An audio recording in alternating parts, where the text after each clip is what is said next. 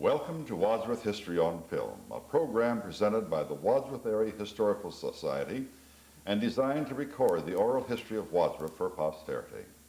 I'm Cesar Carino, your host, and our guest today is Ray Holcomb. Ray, you've been around Wadsworth for a long, long time, and I suspect that you weren't the first Holcomb to be around Wadsworth. Is that correct? No, there are two generations before me. You're kind of a latecomer then. You've been around that's for right. more than 40 or 50 years, haven't you? 70-some. 70-some. That's close enough. That sounds like a movie, 70-something. Ray, as you were growing up in Wadsworth, where did you originally live? The first place that you remember where you lived, where was that? The first place I remember lived was on Fairlawn Avenue. On Fairlawn. And we lived there till I was about 8 or 9 years old. My father was a building contractor and built many of the homes on what is now the lower part of Crestwood Avenue and Woodland Avenue. And at about age 9 or 10, we moved up onto Crestwood Avenue. Onto Crestwood. He built a home, and I always remember his remark is that the home we lived in on Fairlawn Avenue, he sold that and then rented it. And he told us once as a family get-together that he paid enough in rent that he could have bought the whole thing. Could have bought the house. So he decided to build another home for us. And at that time there were 4 children at home and 6 of us total with mother and father. And so we moved up on Crestwood. On Crestwood. Now, you're one of the very few people that we're interviewing for this series, Ray, who has parents and or grandparents who were born right here in Wadsworth. And we'd like to kind of play with that one for a little bit before we get on to you. Not that you're second choice, but we'd like to hear a little bit of the history. Do you remember your parents talking about the schools, for instance, in Wadsworth? Of course, you became very intimately involved with the schools afterwards, but as you a principal and a teacher in the Wadsworth School for years and years and years. But what about your parents going to school? Do you remember where they went to school? Well, the first 2 grades, I went to Central School.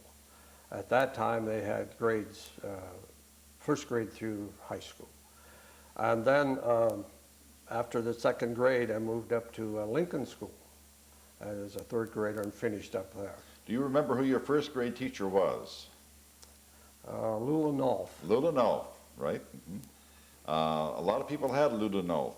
She was a stern, strict teacher, as I remember. Was that correct? Yes, you had to toe the line. When she was there. But she was a good teacher, and I can remember back the math that she taught us was, we were evidently able to absorb it because now some 3rd graders have that particular math area where she was teaching in 1st grade. In 1st grade, and that was some years ago. And, do you remember where your father went to elementary school? No, that was before my time. Before your time. Much before Much before your time. Now, as you progressed through the grades, when did you feel as a young boy that you were permitted to do things like go by yourself downtown? You were not too terribly far from downtown, but compared to what we do now, where 1st and 2nd graders have bicycles, they can do almost anything they want to. When were you first able to go downtown? What was the benchmark at that time? Well, I really don't remember anything exactly, but there's one incident where my brother Dale and I were involved in. We had the Strand Movie Theater, which the building exists, but the theater no longer. Right. And they used to have shows on Saturday afternoons for like Tom Mix shows and Hoot Gibson and that. And then periodically they would have shows like Frankenstein. Oh boy. And I remember that one incident. We went to see a Frankenstein movie and we sat through two movies. 2 of them. 2 of them. And by yourselves? By ourselves. What did it cost you to get into the movie? Do you Probably remember that? 10 cents. 10 cents at the very, very most. But the amusing thing was that we didn't get out of the 2nd movie until about 11 o'clock at night. Uh-oh. So we learned later that the dad started out to look for us, And he got down to about where the Catholic Church is today, and he heard these two boys coming up the opposite side of the street talking and so forth. And he determined who it was, so he turned around and went back. And when we got home, nothing was ever said or anything. But I learned later from my mother that this is what happened. He recognized our voices, and everything was all right, so he let us go. And that's about the first thing I remember.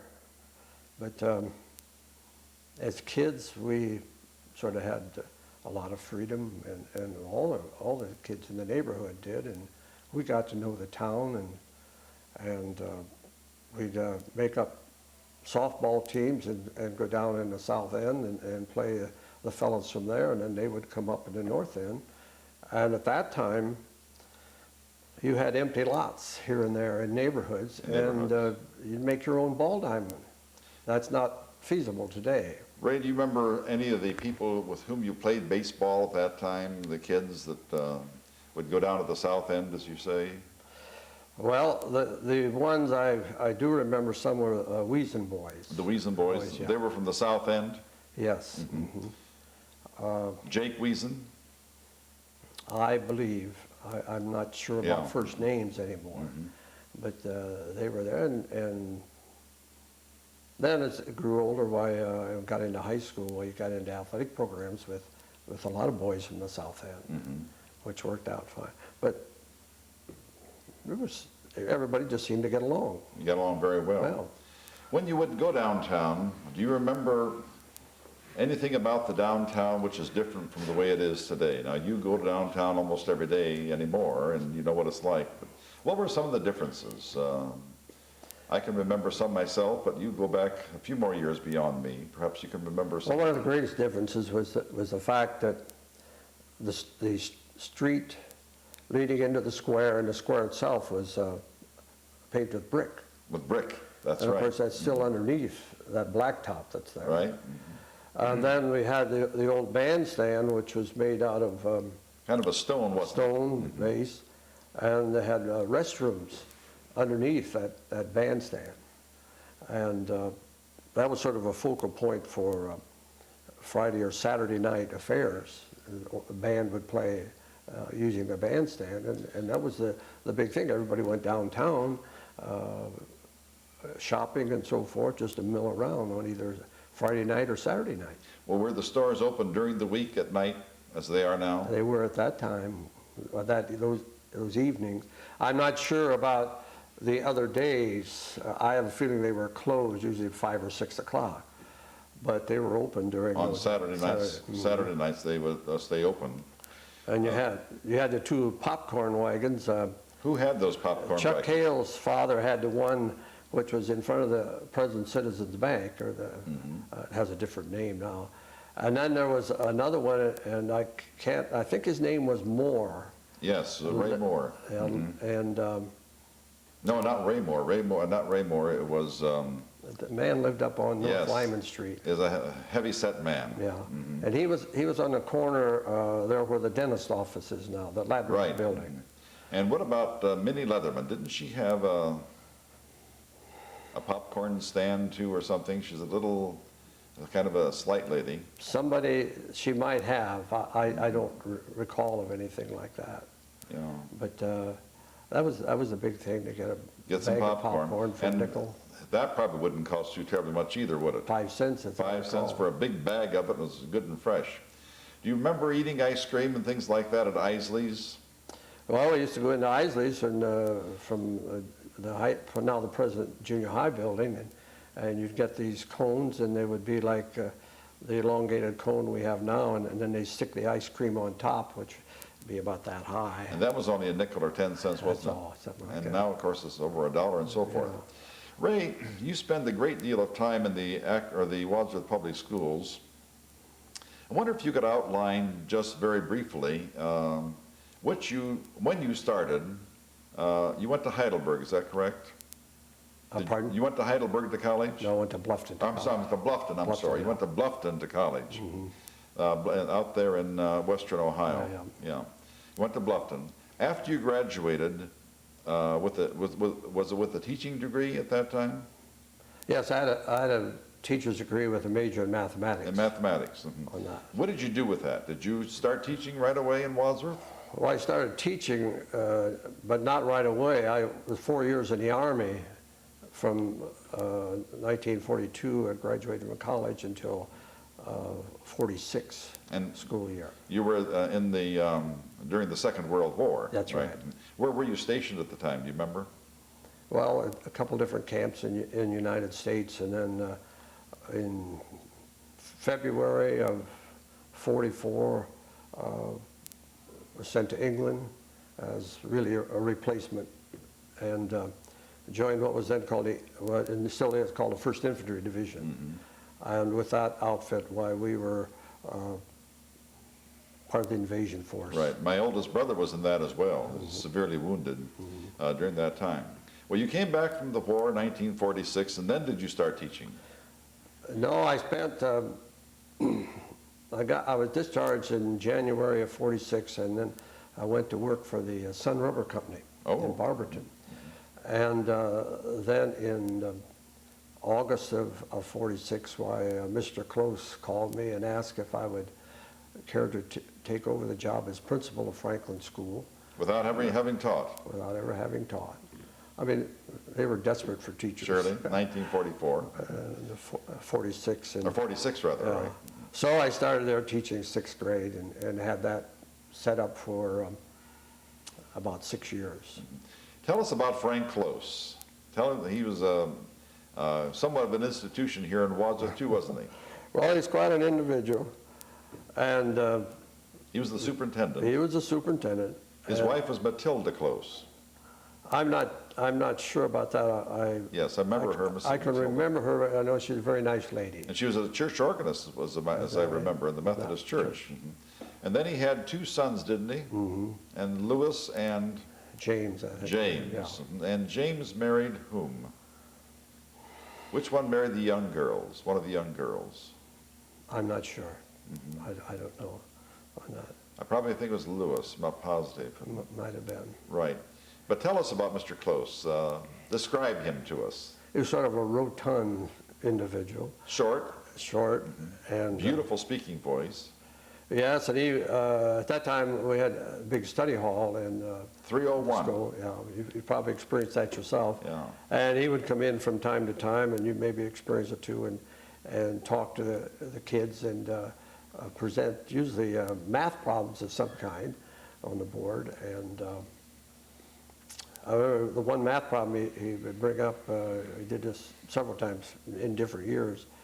He'd give you the story about building a backstop for softball or baseball, and it'd be so many feet, and how many posts would, say it was 40 feet, how many posts would you need if they were placed 10 feet apart? This is to hold up the backstop. Kind of a trick question. Yeah, and invariably the answer was 4. Yeah. And well, he'd get a chuckle out of that because he knew the answer had to be 5. 5, because it's 1 on one end, and the first one, then 10 more feet, Right. and so forth. So he would come up with things like that, but he had the ability, and he used it to, in keeping discipline, to sneak up on you. You never knew when he'd be around because he evidently wore soft-soled shoes all the time, and you usually just got a lecture, but you didn't do it again. So it was, he was a real nice fellow. And I feel that I was the last person he hired.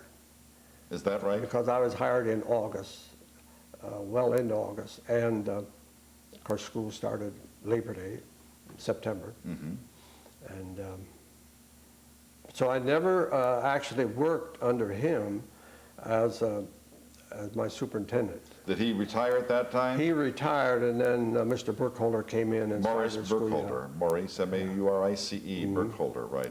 Came in. Then you started working with Mr. Burkholder. That's right. He had come directly from the Navy, hadn't he? Well, yes, he was in the Navy, but during all that time he was stationed at, I believe, Baldwin Wallace. Oh, really? I don't think he saw any active duty. He was at. But he he did participate in the naval programs. Right. A tall, athletic man, as I remember. Well, he was about your height and that, and he helped me a lot, especially with some kinds of discipline problems. And I remember one time a boy ran away from school in midday and left the playground, and what I was teaching, so I couldn't leave the class. So I called him to see what to do, and he advised me just to call the parent and say the boy was missing and probably on the way home. Well, I did, and 15 minutes later, that kid came back With his parents? with his mother. We never had any trouble after Mother that. in tow, right. Now, this was at Franklin School, you say? Franklin School. Franklin School. Do you remember the teachers who taught for you at Franklin School, and what grades they taught? One of the problems we're having in trying to get some memories going here is that a lot of people forget the names of their teachers. Well, we had a second grade teacher, was Nora Strongs. Nora Strons, she's dead now. That's right. She lived to be Close to 100. 98 or 99, Yes. somewhere in there. She was a second grade teacher. Then we have a lady by the name of, her name now is Helen McCafferty, Yes. and her husband taught biology and right. sciences at the high school. Didn't he die recently? He died about approximately a year ago, something Yes. like that. She was a third grade teacher. Then we did not have a fourth grade teacher. What'd you do? We had a music teacher and an art teacher. So if they had music or art at the sixth grade, then I would go to that fourth grade and be You the would teacher teach. for that period. That's how scarce teachers were at those days. Well, that's how frugal, let's say, Oh, the okay. school system was. I'm not sure they couldn't have filled it, but this is what they did at each of the elementary buildings. And so those fourth graders had as high as 6 teachers in one day. Wow, wow, wow. Would you do that today, Ray? No, I have to give Burkholder credit. His second year, we had a teacher in that, so that meant 3 new teachers at fourth grade level. At fourth grade level? And in different buildings. Do you remember the first grade teacher's name? I can't come up with that now. I can see her. She was a tall, willowy individual. It wasn't Hazel Heverin, was it? No, this lady came in. Well, that year I started. Mrs. McCafferty was the only carryover teacher. Oh, I see. And the other 5 or 6 of us were all newcomers. Brand new teachers, wow. And so they had to put up with me as a brand new principal. And, Wow. And everybody just worked together Sure. and worked out.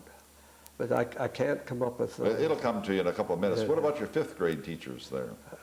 And the 5th grade teacher is much the same way. I can see her, but I can't come up with a name.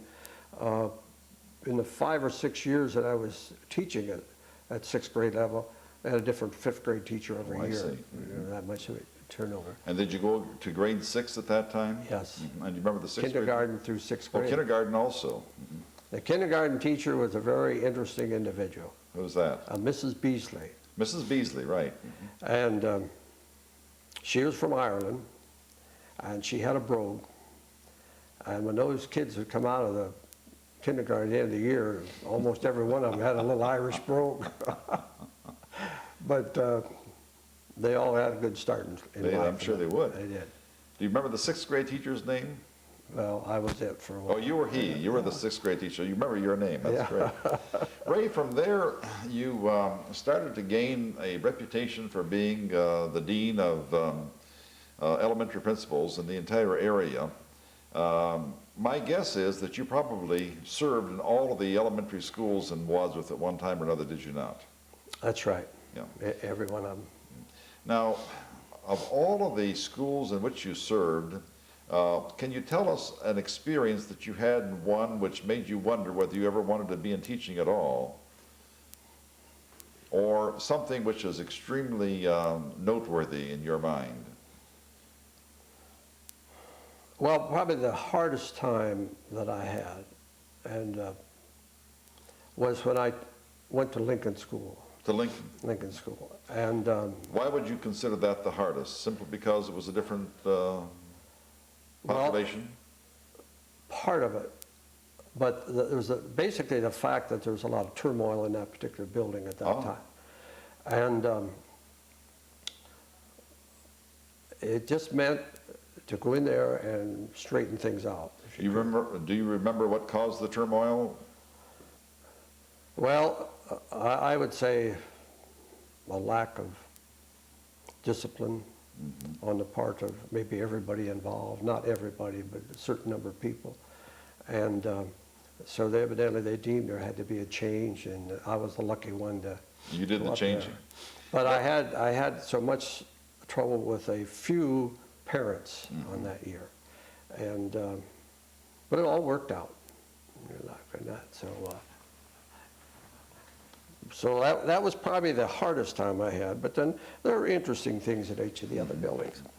Now, when you went to the brand new school at that time, which was Valley View, were you the first principal of Valley View? Yes. Now, tell us about starting a brand new school in a different part of the town when those people used to go to Lincoln, is that correct? Most of it. Now, how did that work? What were some of the main problems that you had when you were trying to make that segregation, as it were, or that disbursement of people? The main problem I had there was we had assigned certain streets to go to Valley View, children from those streets to go to Valley View. As I recall, there must have been a lot of people move into those particular areas during the summer months, because we came up with close to 40 first graders. Wow. And we'd only anticipated having one first grade with between 25 and 30 children. So we came with that, and so Hazel Heverin was that first grade teacher, and she took all those 40 children and for a couple days, and then they came up with another teacher. And she would have been able to handle them too.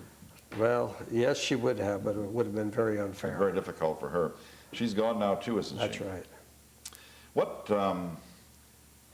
What happened actually in terms of the loyalty that the people had to Lincoln School when they had to make the transfer to Valley View? It no longer exists, obviously, because Valley View's been there for, what, 25 or 30 years? At least that many years. Maybe longer. But at one time, I would suspect that there was a tremendous loyalty to Lincoln School, and they did not want to make the change. How did you maneuver that? Did you have to have parent conferences? I really didn't find anything quite like you described. Oh, really? No. I'm surprised. The people, I think one thing the people that lived in Highland Heights liked was the fact that the traffic light was put up at Good Avenue, and there was a guard there. And the children, they felt, would be safe crossing that particular street. Where when it came to 261 crossing, go down to Lincoln School, it was a little different situation. And the parents in that were all very cooperative. I mean, it worked out just fine. That seems almost impossible. No. I remember when you were transferred to Isham School, that would have been probably in the early 50s, would it not, or the early 60s, would it not? Let's see, late 60s. Late 60s? I was at Franklin for 20 years. Oh, you were at Franklin for 20 years. Okay. Then I was adding wrong here. Then you About were 67. about something like 67. You went to Isham School. Now you went from small school to the largest school in Wadsworth. How did that affect you? Particularly, did you have an assistant principal at that time? No, never had any assistant. Did it all? Yeah, I was there for 8 years. 8 years. Never had any assistant. No assistance whatsoever. So I started my school career there some 60 years ago. And I remember the school well. It's a very difficult school now that, as a former school administrator, I would have found that extremely difficult because it was actually on 3 floors then there were a couple other half floors there, so 2 were there not. It's very difficult. How did you discipline the school from where you were? Was it your reputation? Because you had tremendous discipline. I remember that. Well, I was lucky in one respect. That year that I went out there, they also had a summer school program for children that needed a little extra help. And I was in charge of that, and that was at the Isham School. So I was able to become familiar with the surroundings. And then as the school year started and the prior planning, I also had a couple secretaries that were excellent. Yes, and who were they? I remember who they were myself. As a matter of fact, I went to school with them. A Mrs. McGill and a Mrs. Crumley, Clara Jo Crumley. Clara Jo Crumley. She was behind me in school a little bit, and both of those were outstanding secretaries, and they helped a great deal.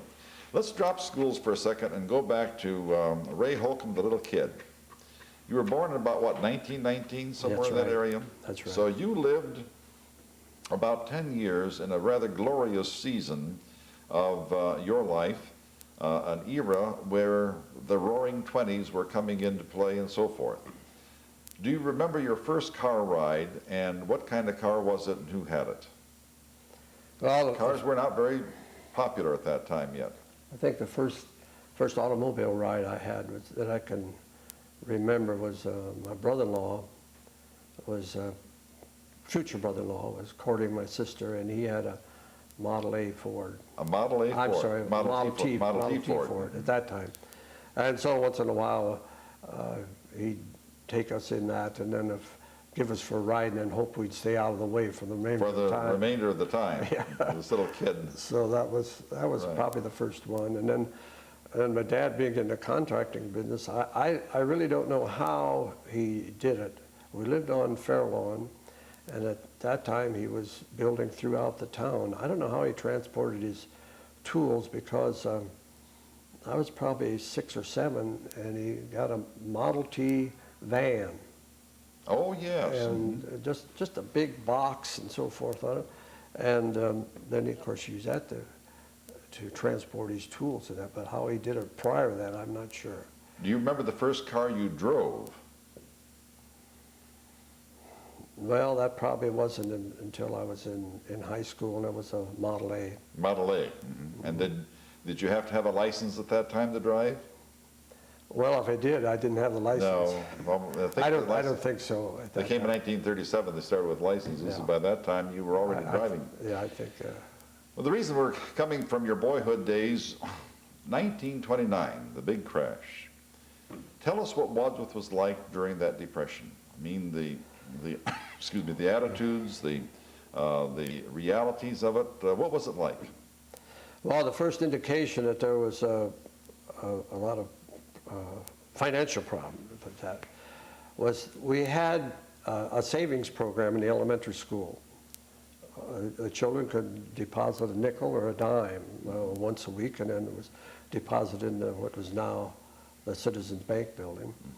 And I remember Mr. Work was the principal, and I was in 7th or 8th grade, and he told us that the bank had closed, and we would not be depositing money anymore. As I recall, he didn't tell us we might not get the money Not we much put to in get your there. money. And as I recall, I had about $40 in that savings account, and that was the first thing. The next thing I knew of was when Dad, as a contractor, had to lay off his men, and he held them too long, so to speak. And so it put him in dire straits. But somehow we survived. And what changes did you feel that you had to make as a human being to survive? Well, as a youth in that age, I don't suppose there was a great deal of change. Probably the biggest thing was the manner of clothing. Mm-hmm. Mothers became seamstress in a hurry.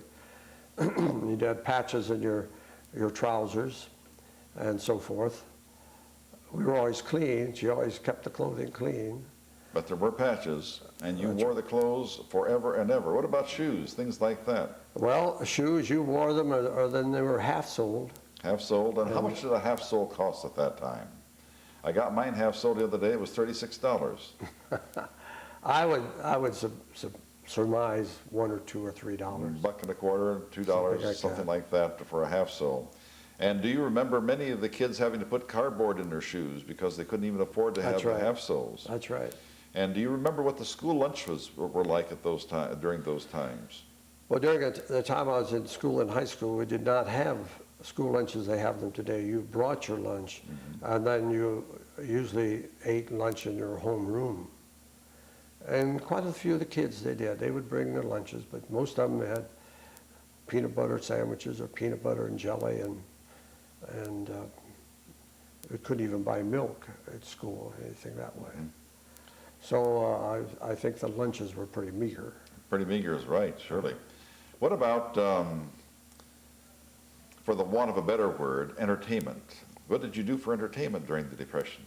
You certainly couldn't go to dances, you couldn't go to dinner, you couldn't do what a lot of the kids now. I mean, would you have ever thought that it would cost maybe anywhere from $90 to $100 just to buy a ticket to a prom now?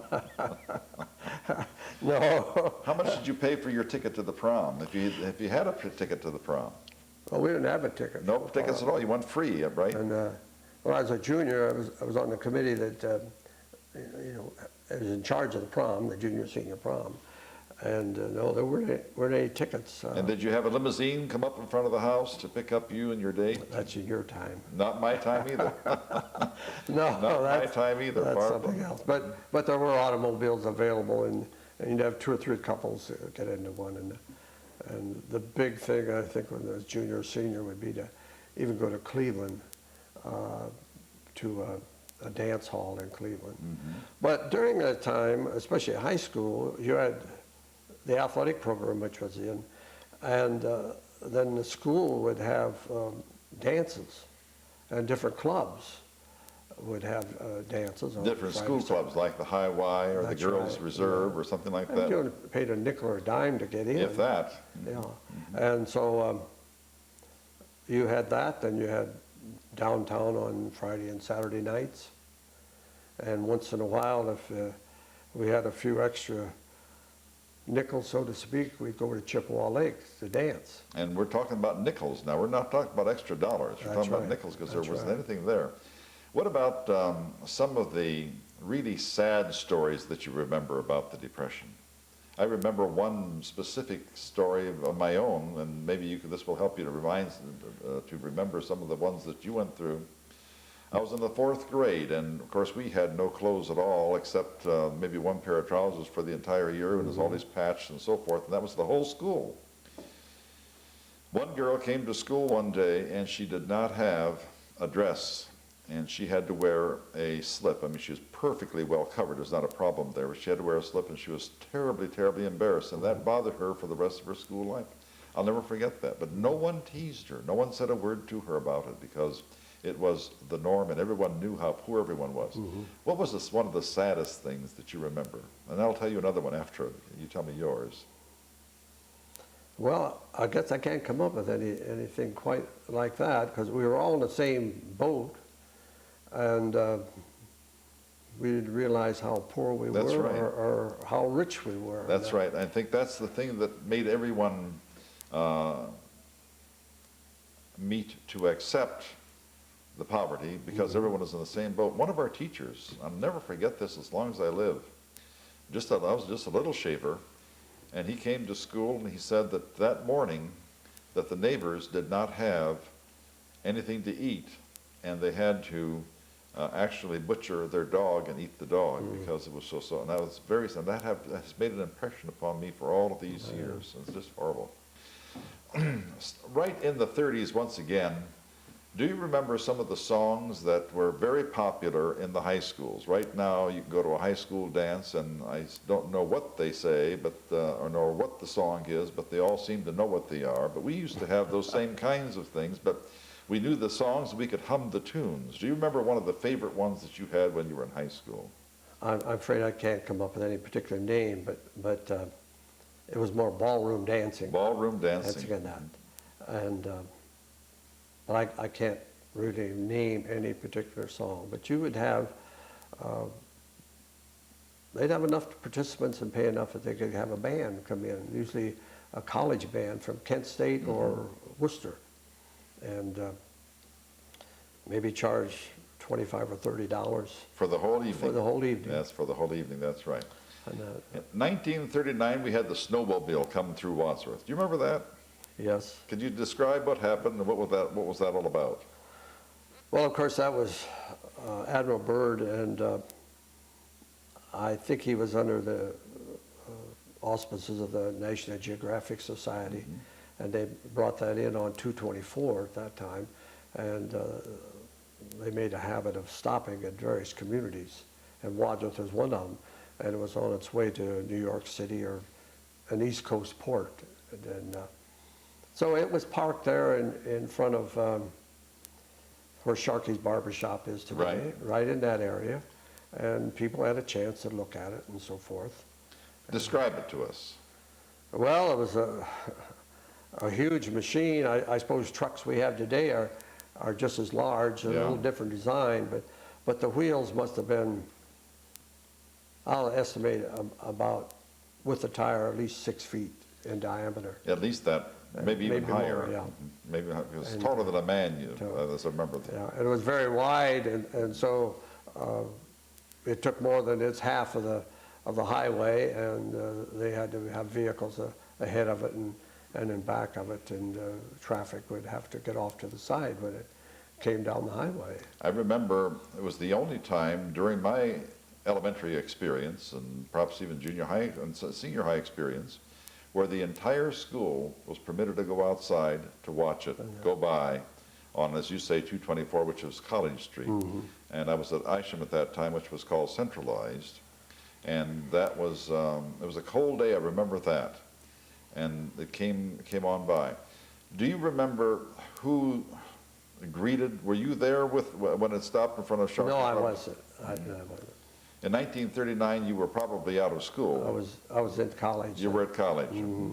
And going now from your boyhood days or your childhood days to your college days, today we have so many kids who go to college.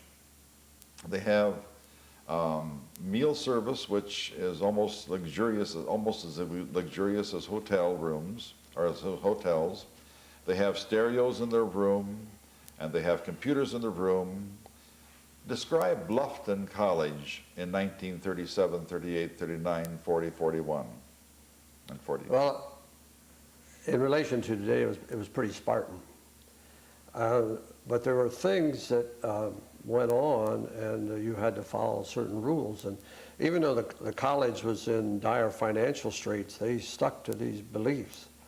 And that particular college has grown tremendously today. But that had a religious background, did it not? It's Mennonite background. Mennonite background. And the forerunner of it was what is now centralized school. Right, that's why I wanted to bring this in, because we would need to hear about that. I'm not sure any more exact title of the college here, but the building was on what is now the centralized grounds. And one year when I was principal at Isham, an individual from Bluffton College came and asked me if they had ever, in putting an addition in and any, if they had ever dug up any of the old foundation, and if they did, they would like to have a piece of it. A piece of it. Because the Mennonite College in Wadsworth then met its demise in the early 1900s, is it not? And then the Mennonites moved it out to Bluffton, Ohio. Is that correct? And then that's where you went. That's Otherwise, right. We would have had a Bluffton right here in Wadsworth, or Wadsworth Mennonite College. We would have could had easily have happened. right down where centralized school was, or which is now Isham School. When you're talking about the beliefs and the fact that they were in dire straits, what caused the dire straits and what caused them to want to stick to their beliefs? Well, as near as I can determine why it left Wadsworth is that whoever was in charge of it got a little bit away from the beliefs. And the beliefs are very Spartan too, were they not? That's right, that's right. Extremely Spartan. So Bluffton has a large Mennonite community. It is a large one. I went out there one time, and a Mr. Ramsire was in charge of visual aids, and that morning he had lost an extension cord, and I said, well, and I was visiting out there, went out there for the University of Akron, as a matter of fact, and I was visiting out there, and he said, we lost the extension cord. And I was somewhat taken aback, and I said, oh, really? What does it look like? Well, it's the extension cord. I began to get the picture. The extension cord is what they had lost. They had only one. But we walked into the audiovisual aids room, and it was very well equipped, perfectly clean. It was in perfect shape. Everything was in perfect shape, and everything was, the extension cord was supposed to hang on this one. It was kind of a wire hook there, and it wasn't there, and he knew that the extension cord wasn't there. We then went to one of the classrooms, and of course, I know and you know that Mennonites are very Spartan in their dress as well, and certainly in makeup. And the thing that astonished me was that not one single person, female of course, had makeup on. We used to say, no one had makeup on, you would almost automatically think it was a female. Anymore, you're not sure. I was talking to a girl yesterday who had on 4 earrings, wee little ones, one in this, one here, and one here, and one here, and longish hair. And when she responded to my question, I found out that it wasn't a girl at all, it was a boy. So we don't say anymore, you know, that there's no one was wearing any makeup. But no one on the campus had any makeup. Now, is that what you remember too? Well, I think there was some of that in the years that I was there, but not a great deal on that. There were some things that went on that I was amazed when I went to Akron U for my master's degree. At Bluffton, when you took an exam, the professor left the room. You were on your own. And if you saw somebody cheating, you were asked to sign a certificate. And you wrote down at the bottom of your exam that I observed such and such. You didn't name the person. I spoke to that or mentioned that to other people in the year since, and they couldn't believe it. When I went to Akron U for my master's, there was cheating all over the place. I never saw so many notes, and placed anywhere, everywhere imaginable. Sure. To be pulled out. But it was really a very interesting thing. And also, we ate in a common dining hall, and the boys had to wear suits every evening, and the girls would dress up. And slacks?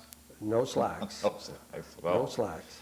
And you go to a college dining hall today, and it's oh, it's a big way. Yeah, it's certainly not that way. Not that formal. What if you go to a college dining hall today? You find an array. It's almost a buffet. How was it served at Bluffton, or in most of the colleges at that time in the 30s and 40s? Well, it was served formal. I was a waiter for 2 years, and that's partly how I worked my way through college. And you had a senior girl who was at the head of the table, and a senior boy at the foot of the table, and you brought out the food in large containers or dishes and gave them to the senior girl, and then she would place the food on the plate, and then it would be passed down, starting with a boy at the end.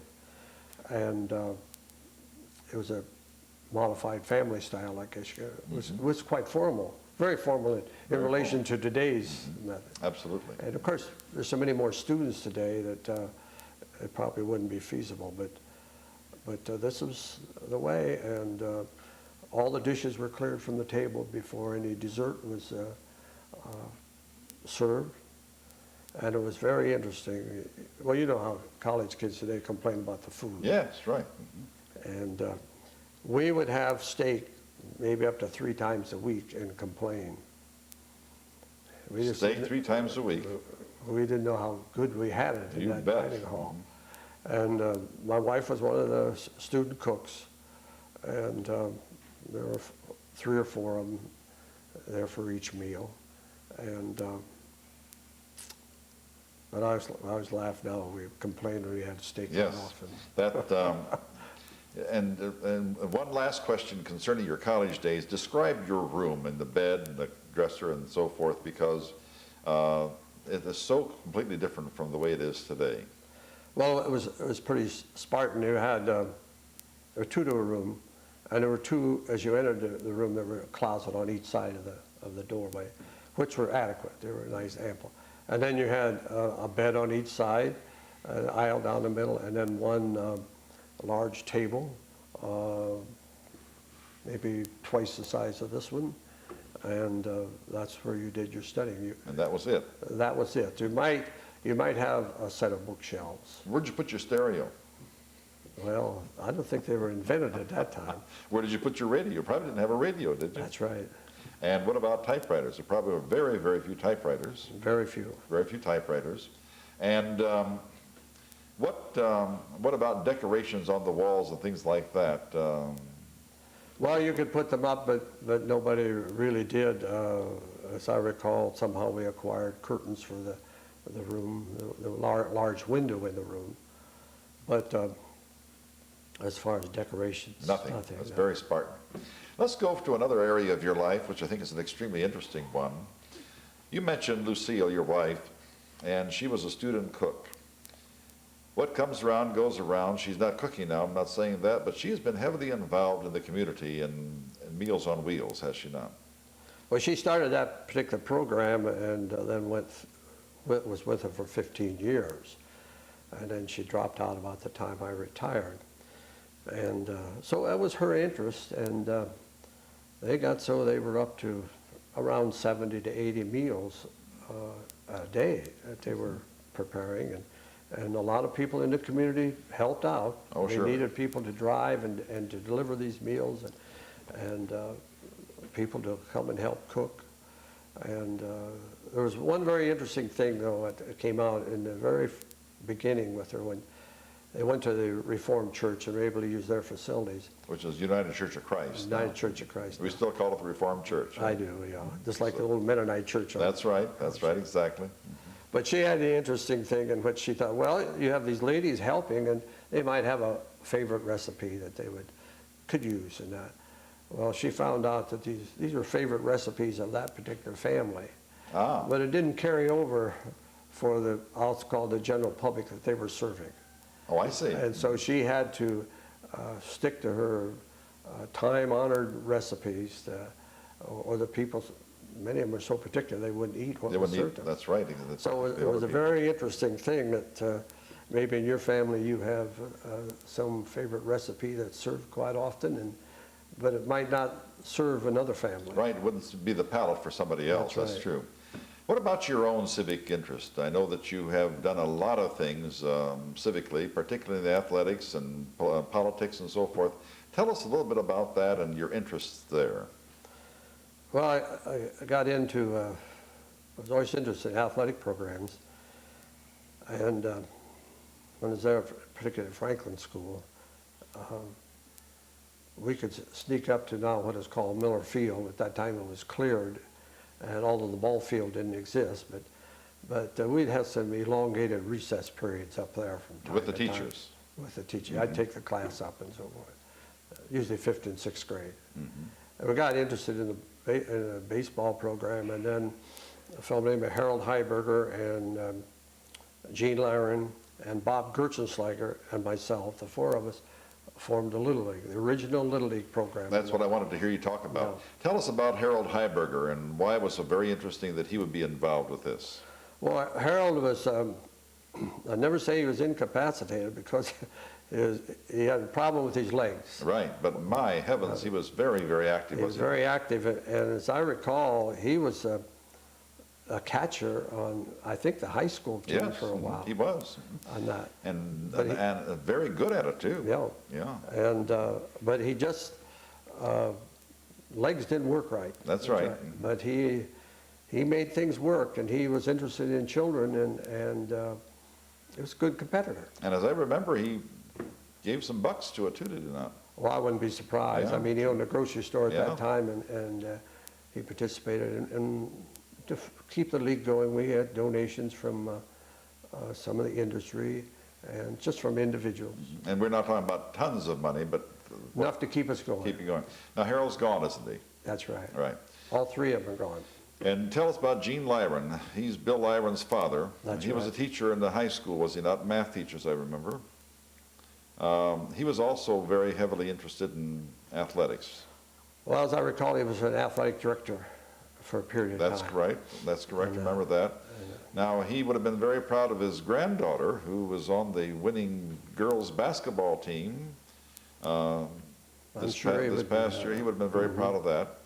And then who was the third person besides you? Bob Gerchenslager. Bob Gerchenslager. Tell us about Bob. He's gone too, isn't he? Well, Bob was also in the teaching field, but he had charge of the print shop. Yes, at the high school. At the high school. And you couldn't have asked for a more cooperative individual. We would have operettas or other programs at the grade schools, and if you took the material up to him and gave him adequate time, He'd do it for free. he'd do it. That's right. Didn't And do a cost us good thing. job. That's right. Do a good job.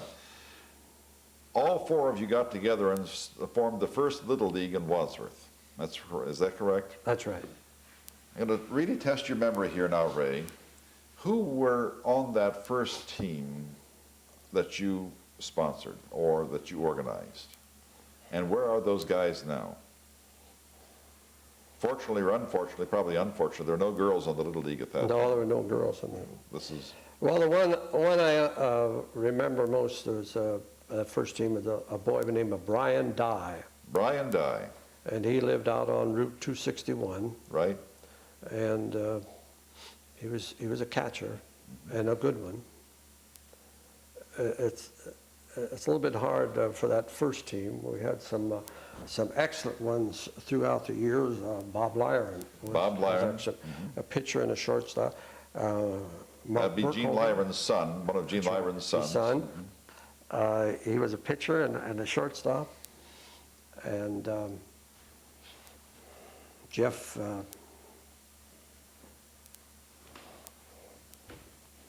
it'll come. But there are quite a few boys that way. Did anyone? Jeff Moorhead is the one I'm trying to. Jeff Moorhead. He was probably, I wouldn't say he's the best player, but he was an excellent shortstop. And I never saw a kid that could run the bases like he did. In the space between 60 feet from first base to second base, it was almost impossible to throw him out, even though he couldn't leave the base until the ball reached the batter. He's fast. Did any of those fellows go on to become professional? Well, this one young fellow, Brian Dye, he went into minor league baseball, but I don't think any of them went on to professional baseball. Professional baseball. But it was a tremendous opportunity for young kids. Before that, there was sandlot baseball, and that was about it. But now that you've organized it, where is Little League today in Wadsworth, and what has grown out of Little League that you remember? You were on the athletic commission for the city for Recreation Commission, right? Well, of course, Little League has expanded, and so many teams involving girls now, and I haven't followed it that much, but there are a lot of children involved. Hundreds of kids are involved with them.